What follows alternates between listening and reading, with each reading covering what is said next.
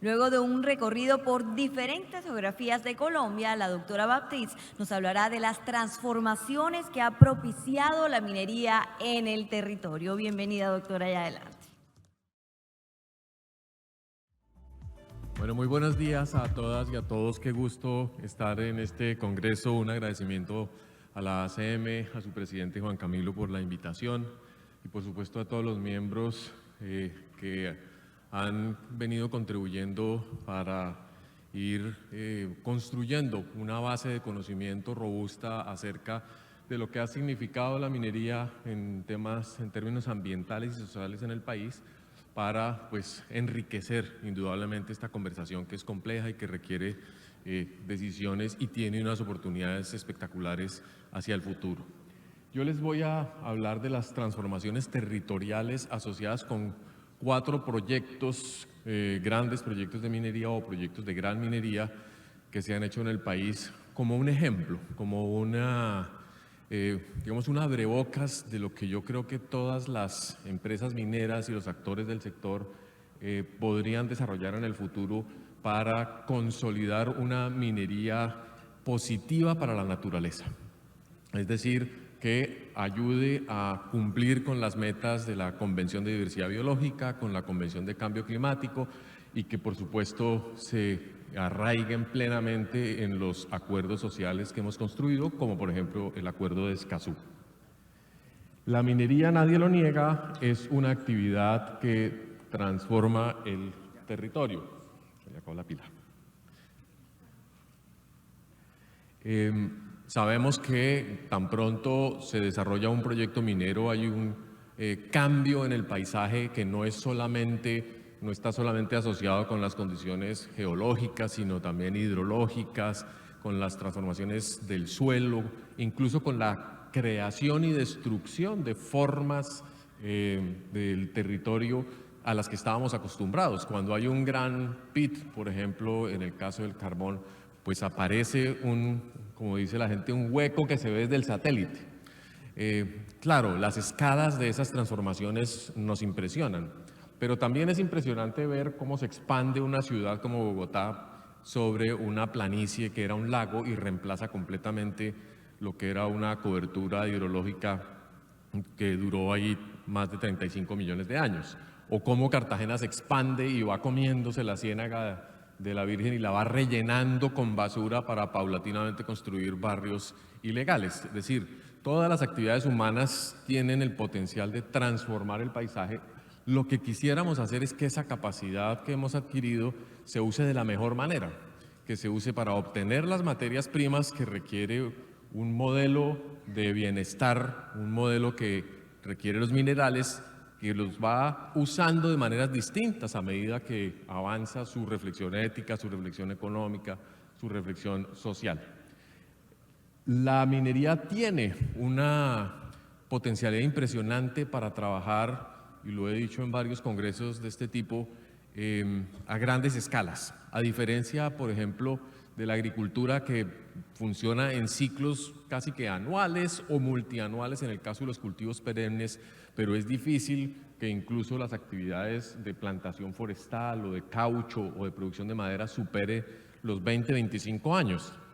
En algunos casos tenemos proyectos extractivos mineros que llevan más de 100 años trabajando en una región. En Turquía tuve la oportunidad de visitar una mina que tenía más de 3.000 años y todavía sigue activa.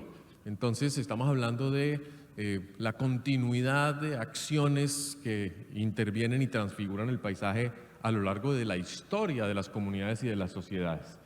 Por eso digo que el ciclo minero completo es una oportunidad para el diseño de territorios o paisajes sostenibles. Ahí tenemos todos los elementos.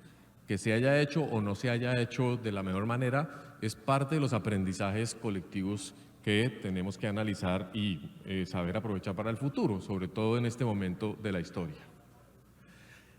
Tenemos entonces 4 casos que están en estudio en este momento y aprovecho para agradecer a las empresas que nos han facilitado la información para hacer el análisis. Todavía estamos desarrollando el estudio y ustedes reconocerán cuáles son esos casos. En la cuenca media del río Ranchería, la explotación de carbón térmico, En la cuenca del río Nechí, en el Bajo Cauca, la explotación de oro.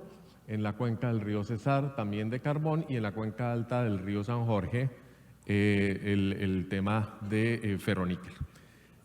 En estas cuencas hay unos, digamos, unos reservorios importantísimos de minerales, algunos de los cuales están por cumplir su ciclo de vida, otros están renovándose, en fin, ahí lo que hay es una historia larga, tanto de producción y aportes a las economías locales, como de conflictos y de controversias con las comunidades, a veces con los gobiernos, en fin.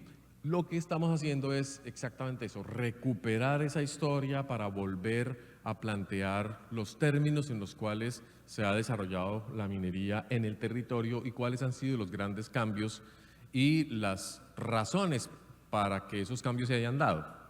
Y también qué podemos aprender de cada uno de estos ejemplos para mejorar el desempeño de la actividad minera en el país. En el primer caso, tenemos la cuenca media del río Ranchería. Estamos hablando de un proyecto muy antiguo en Colombia que ha venido exportando carbón térmico a Europa, a otros países, y que ha transformado de una manera muy visible el paisaje del sur de La Guajira. Y que también ha estado inmerso, como les decía, en grandes controversias acerca del agua, de las relaciones con las comunidades indígenas guayú, la concepción del territorio, pero ha hecho grandes aportes financieros y económicos al país y a la región. Nosotros no vamos a discutir por ahora, digamos, esas lógicas conectadas del proceso de transformación territorial con la construcción o no de bienestar local y de aprovechamiento de los impuestos o las regalías. Por el momento solamente nos vamos a quedar con las transformaciones del territorio. Lo primero que hay que mencionar es que en casi todos los casos, aunque no en todos tenemos información fidedigna por la antigüedad, la actividad minera comenzó a darse en territorios que ya tenían una ocupación y una transformación importante. En el caso de La Guajira, ahí ven ustedes en los colores que utilizamos, verde, amarillo y ocre o gris, no sé cómo lo vean en la distancia, los tipos de coberturas que detectamos con base en imágenes de satélite, fotografías aéreas para el año 78, el año 85 y ahora voy a mostrarles para los años más recientes. La operación minera en el 78 inició en un área que ya más o menos en un 30% tenía usos agropecuarios, tenía ganadería, tenía sembradíos de algodón, tenía intervención importante. Luego, obviamente, hacia 1985, cuando se inició ya la actividad de explotación, los pits empezaron a mover el suelo y empezó a extraerse el carbón y hay un cambio importante, hay un decrecimiento del 5% de los espacios naturales por las actividades de la gente que llega atraída por el proyecto y comienza a sembrar, a traer los chivos, a traer comida, porque pues hay una actividad que se convierte en atractora, pero también, por supuesto, la actividad minera implica una transformación del área entre un 16 y un 17%. Ahí es donde la historia ambiental juega un papel importantísimo, ver cómo paulatinamente la minería, insisto, transforma el territorio, lo que para cada generación va representando una ventanita en el tiempo, porque pues algunos de los que están acá seguramente recuerdan lo que fue el inicio de la minería de carbón en La Guajira, pero para las que somos muy jóvenes como yo, eso es historia que está escrita en un libro, y no se rían. Para el 2014, ahí la mancha gris es evidentemente mucho más grande, el proyecto minero ya tiene un desarrollo muy importante, ha transformado una buena parte del título minero que originalmente es, digamos, el área de análisis, unas 70.000 hectáreas aproximadamente. Uno puede ampliar el área de referencia si quiere. En la metodología del estudio está definido cómo escogimos esta área de referencia.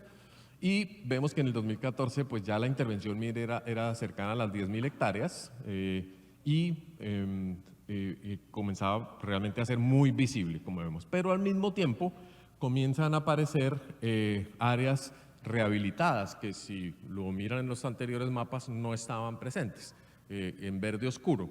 Claro, las áreas rehabilitadas son una obligación legal. Las empresas tienen que hacer la rehabilitación.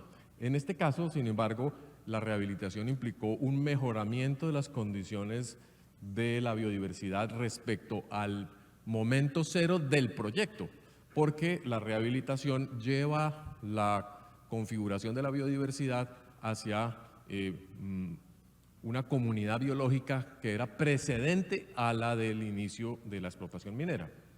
Es decir, comenzamos a tener un bosque con muy baja intervención, donde hoy en día la empresa que administra la concesión, que aprovecha la concesión, pues tiene la obligación incluso de cuidar tigres. Y no es mentira, en los corredores que se han ido constituyendo de restitución de la biodiversidad, hay más de 5 o 6 jaguares. Cada día nos dan noticia de que aparece uno más que se refugia en las áreas de restauración.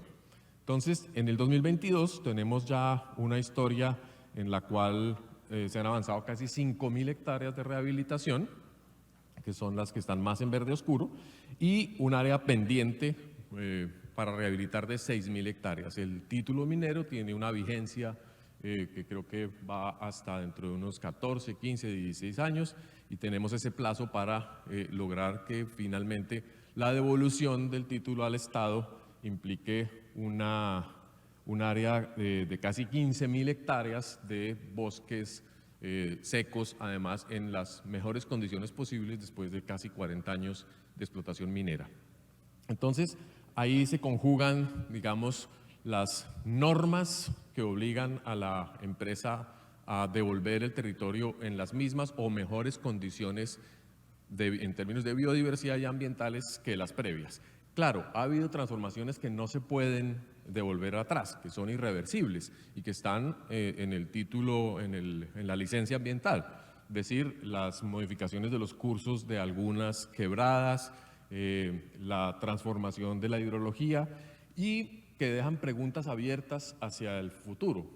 ¿Qué vamos a hacer con esa área cuando el Estado la reciba? ¿Quién la va a administrar? ¿Se va a convertir en un área protegida manejada por el pueblo wayú? ¿Se va a convertir en un parque nacional, un parque regional? ¿Se va a convertir en un área turística, en un área productiva? ¿O la vamos a volver a deforestar para volver a poner vacas, que sería también otra oportunidad? Espero que no. No nos queda bosque seco como para volver a repetir la historia. Entonces, este es el caso de la explotación de minería que llevamos más avanzado en términos del estudio en este componente. Aquí tenemos en la cuenca en la misma cuenca, perdón, las fotografías, porque hay posibilidad de tener registro de cómo era la zona antes, cómo se ha ido transformando, y pues verán ustedes y pueden ir a visitarlo en primera persona. Hay tours para que la gente conozca el proceso de restauración y rehabilitación de suelos, la tecnología que se utilizó, los aprendizajes que se han desarrollado. Ya empieza a haber aviturismo en las zonas al sur de la explotación, y por supuesto pues el pit de carbón se va llenando paulatinamente para cumplir con los requisitos del ciclo minero.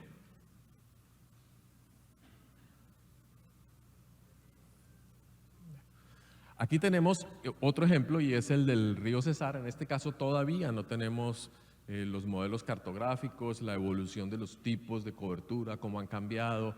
También, obviamente, la evolución de los usos indirectos, los usos agrícolas de la zona, y pues esperamos entregarle a la asociación pronto este resultado.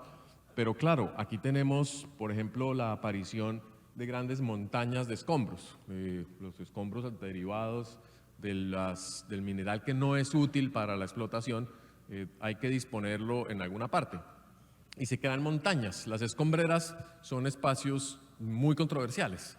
Desde el punto de vista geomorfológico son montañas nuevas, y pues no tendría por qué haber un problema en sí por la aparición de estas montañas nuevas. De hecho, es una oportunidad interesante para creación de microclimas y adaptación de algunas especies a nuevas condiciones, pero por supuesto las escombreras tienen que ser vigiladas en términos de su composición química, de su interacción con el ambiente y de las implicaciones que van a tener hacia el futuro, porque en muchos casos, cuando olvidamos lo que ha pasado en años anteriores, y es muy fácil que lo olvidemos, sobre todo cuando llegan migrantes, cuando llega gente de fuera, no sabe lo que sucedió ahí, si no hay información pueden iniciar procesos productivos que no son compatibles con las condiciones de la devolución de la concesión. En este caso, de todas maneras, también tenemos evidencia de una importante recuperación de cobertura vegetal, de la recuperación de cuerpos de agua. Eso es digamos, un efecto positivo de la minería que normalmente en las excavaciones permite la acumulación de agua de lluvia o la acumulación reciclada de las aguas subterráneas, cosa que también hay que siempre medir, que siempre hay que reportar. Las condiciones del agua son distintas dependiendo del mineral, dependiendo de dónde se ubique, para pues tener las garantías de que se trata de cuerpos de agua que se pueden manejar de la manera más adecuada. Aquí tenemos más imágenes de la evolución territorial en la cuenca del río Cesar. También uno puede ir, también puede, digamos, experimentar de primera mano qué es lo que está sucediendo, pero pues la llamada de atención siempre a todo el mundo, sobre todo a los periodistas, a los educadores, a las personas que quieren saber más qué significa la minería en el territorio, no solamente en una ventana de tiempo, sino a lo largo de la historia, pues a que lo conozcan mejor. Yo creo que gran parte de las controversias que hoy estamos viviendo en términos de la crítica ambiental a la minería o la defensa de la minería por encima de cualquier cosa tiene que ver con la falta de conocimiento, con la falta de utilizar los datos disponibles para hablar del tema. Y sobre todo, como les digo, a las escalas que se requiere. Es difícil para uno imaginarse sin verlo y sin vivirlo los efectos de la gran minería. Es muy distinto la minería local, la de material de arrastre, en fin. Aquí tenemos el río Nechí, como les decía, esta es una zona en la cual se ha venido extrayendo oro y pues la empresa ha desarrollado un trabajo de restauración muy importante con parcelas agroforestales, buscando de la mejor manera entregar los suelos que han sido transformados por la actividad extractiva para el futuro productivo de la región. Lo que sucede es que hay una gran cantidad de actores que desarrollan extracción ilícita del mineral y que son los que siempre se ven en la fotografía, los que siempre salen en la prensa y arrastran a veces las percepciones de la gente al respecto de la actividad legal. Entonces, en este caso también estamos ya terminando los mapas y esperamos presentarlos pronto, entregárselos a todos. ¿Cuál es realmente la evolución de la actividad de extracción de oro en el Bajo Nechí entre 1950 y el presente? Insisto, estas son, por ejemplo, proyectos mineros que, como en otras partes del país, por ejemplo en Santurbán, llevan 200, 300 años, 500 años, porque corresponde también a la llegada de mineros artesanales, de mineros ancestrales, que también van transformando paulatinamente el territorio. Lo que pasa es que dependiendo de la cantidad de personas que haya, dependiendo de cómo sea la gobernanza del territorio, pues la visibilidad de esos efectos. Aquí hay fotografías sobre el proceso de construcción de parcelas agroforestales, también la reconstitución de cuerpos de agua. Claro, en este caso, por ejemplo, estos cuerpos de agua, aunque no hayan sido objeto de producción con mercurio, por ejemplo, por parte de la compañía, sí tienen mercurio porque hay otros actores que lo están utilizando masivamente, o en el pasado también hubo la tecnología implicaba el uso de mercurio. Entonces tenemos obligaciones, digamos, complejas y retos importantes para trabajar en términos de la descontaminación o la extracción del mercurio en todo el territorio, no solamente en el que ha sido objeto de la extracción legal, sino también de la minería, o que no es minería, de la extracción ilegal.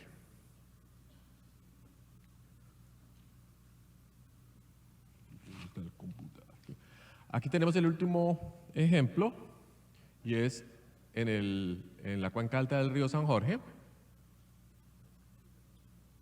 A ver si sale la imagen de satélite, que es un caso muy interesante, del cual tampoco tenemos imágenes de satélite por la antigüedad, digamos, de la explotación. Es una de las minas más antiguas de Colombia, de los grandes proyectos mineros, y ustedes pueden observar, sobre todo con el tiempo, la consolidación de un anillo verde en la zona de operación. ¿Por qué?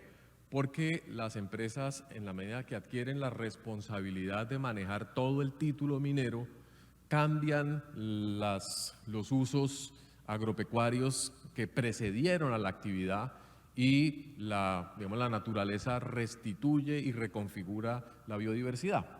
Entonces tenemos ese anillo verde que ha ido evolucionando durante más de 30 años y donde hoy se refugian las poblaciones de titís o de tigrillos, incluso también parece que hay jaguares, y donde la empresa ha encontrado un espacio también de gestión ambiental y de aprendizaje novedoso. No es que la empresa haya construido el anillo, sino que paulatinamente por la gestión del título y los términos de la ley, el anillo va desarrollándose. Pero ahora, desde unos años para acá, es el mejor sitio para que la empresa desarrolle sus compensaciones en particular, desarrolle actividades nuevas de recuperación de la biodiversidad y además considere la proyección de esa experiencia hacia otros espacios del paisaje que han sido transformados por otros actores.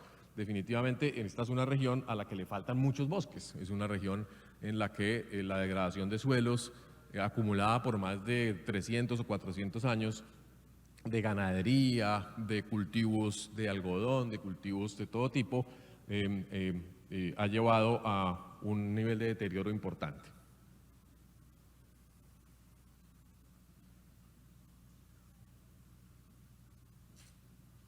Estas son algunas fotografías, perdón lo borroso.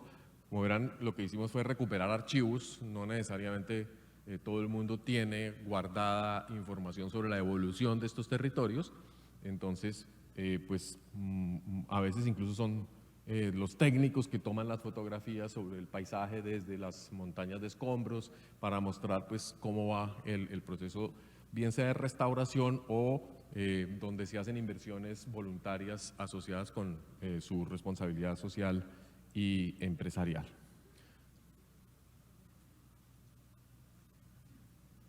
Bueno, aquí una mala jugada, pero bueno, es la conclusión.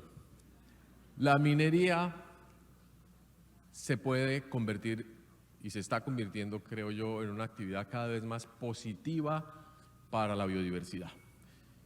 Yo creo que ya la mayoría del sector es consciente de los términos de las obligaciones de carbono neutralidad, está tomando las medidas, digamos, adecuadas para que su tecnología resulte en carbono cero, de acuerdo con el camino a la transición energética que se fijó el gobierno anterior y las propuestas que se están discutiendo en este nuevo gobierno. Entonces, digamos que habría que seguramente insistir y profundizar en ese trabajo sobre carbono neutralidad, pero el momento de la biodiversidad es mucho más relevante para nosotros, sobre todo porque, como decía la ministra en su alocución ahorita, Colombia es el país de la biodiversidad y hacer minería en el país de la biodiversidad requiere unas condiciones particulares, requiere un cuidado especial. El marco 2030 de la Convención de Diversidad Biológica también nos dice todas las actividades económicas, productivas, sociales en las que incurran las naciones, el sector privado, las comunidades, deberían tener de presente ese objetivo, convertirse en positivas para la naturaleza. Es decir, no solamente detener el deterioro del verde, detener el deterioro de los bosques, de las ciénagas, el deterioro de las selvas, sino contribuir a su recuperación, restauración, regeneración. Y en ese sentido creemos que la minería tiene un gran potencial para utilizar su conocimiento, sus capacidades institucionales, sus relaciones nacionales e internacionales para lograr esto. Es una carta de navegación que vamos a ir, y les invito a todos y a todas, construyendo para que la minería en Colombia realmente represente un sector que contribuye con la sostenibilidad de todos sus territorios. Muchísimas gracias.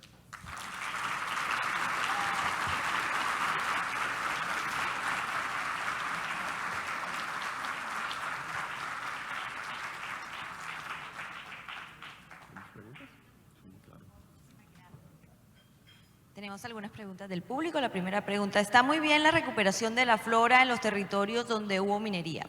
¿Cómo descontaminar los suelos de contaminantes químicos? ¿Cómo descontaminar los efectos residuales químicos? Las fuentes de agua que tienen efectos de muchos años. Claro, tenemos retos importantes para asumir en términos de los efectos acumulados de las actividades de minería en muchas partes del país. Como les decía, algunos de los cuales son la mezcla de actividades legales o con normas de los años 50, de los años 60, con las actividades ilegales que se siguen dando. Pero el primer paso es conocer muy bien y con rigor de qué estamos hablando cuando estamos hablando de contaminación de las fuentes de agua, de acumulación de tóxicos, en dónde están, de qué forma se expresan, y más que, como diría la caricatura que no traje y siempre uso, más que hallar culpables y responsables, construir soluciones entre todos, construir soluciones que nos permitan saber si es conveniente o no intentar extraer el mercurio del lecho de las ciénagas, porque cualquier intento que uno haga puede ser peor para la dinámica biológica del sector. Uno eventualmente no debería activar ciertos tóxicos que la misma naturaleza está desactivando lentamente, pero puede haber soluciones tecnológicas. Hemos hablado mucho de robótica para la limpieza, por ejemplo, de un tema que no les corresponde directamente, que es el de los microplásticos. ¿Cómo hacer para que a través del uso de tecnología y microrobots extraigamos los microplásticos de los sedimentos marinos? Pero eso podría aplicarse para muchos elementos tóxicos que eventualmente estén en los territorios mineros, pero insisto en la necesidad de claridad en términos del diagnóstico. ¿Eso es? Bueno, muchas gracias.